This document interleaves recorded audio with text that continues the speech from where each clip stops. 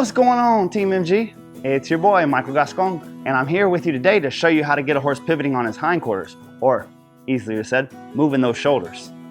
Now, once you've started with the horse and you've gained their respect and their undivided attention, you've done kindergarten and first grade, and you decide, hey, I want to pivot on this, you have enough control of their head, and you already have control of their hindquarters, the last of the three parts is the shoulders. I say three parts. I know a lot of people around the world say there's 5 body parts that you can move on a horse. They're head, neck, shoulders, ribs, and hindquarters. But you got to think, if you can control the head and the shoulders, the neck's obligated to go wherever you want it. And if you can control the shoulders and the hindquarters, the ribs are obligated to go wherever you want them. So I want to make it even simpler. You know, my grandpa was real famous for saying, kiss, son. Kiss what? Keep it simple, stupid. And that's one of the things that has really helped my career along is I try to keep it as simple as I can with the horse. So the only thing that I want to be in control of is the horse's head, shoulders, and hindquarters.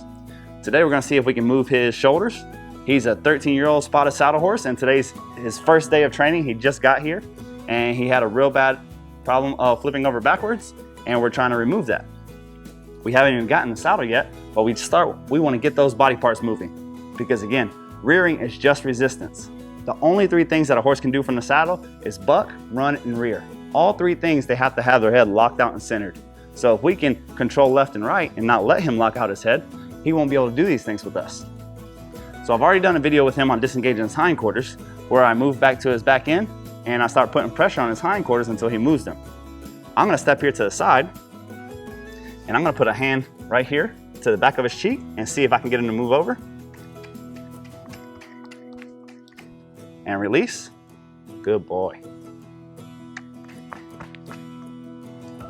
Good boy.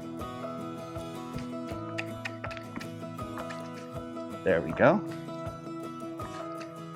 That's it. Notice, whenever I'm doing this and I ask him to move over, from point of the shoulder, which is here, to point of the shoulder, which is here, in front of that, I see red. This is the red area.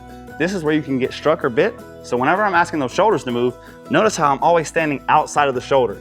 Even if he really bends his head around, I don't want to step in front of those because he can have his head bent to the side and still throw a strike.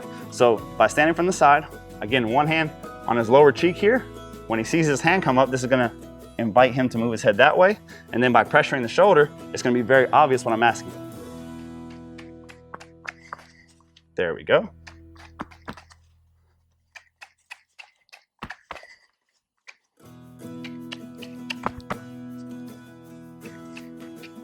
So notice, I ask nicely by putting my hands up, and then I start clicking as a warning, and the very next thing that I do is start putting pressure. And I do it just like that. Ask nicely, give a warning, put pressure.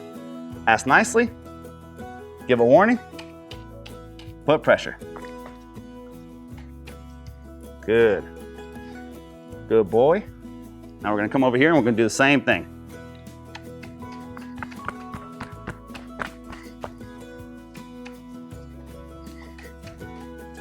Good boy. So you see, to one side, he's more resistant to the other side. That's completely okay. We're all right-handed or left-handed, so we're all going to have one side that we are easier to than the other. Notice when he started to pick his head up and do the wrong thing, that we just stuck to our guns. We stayed out of harm's way, but we made sure to keep the pressure going.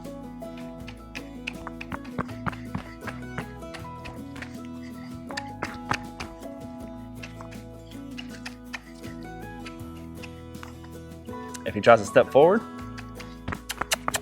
we just put a little pressure on him. There we go.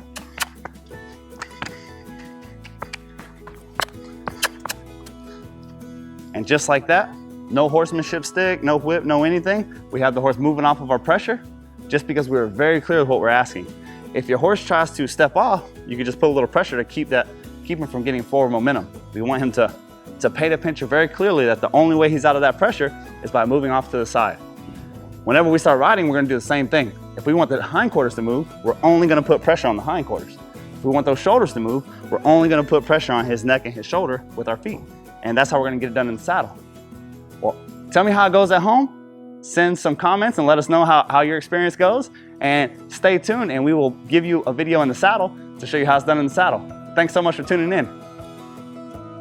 Hey guys, thank you so much for watching our video. Make sure to get in the comments below and give us your feedback. Let us know what all problems you're having, if you're having any problems with the steps, if there's more videos or problems that you would like to see.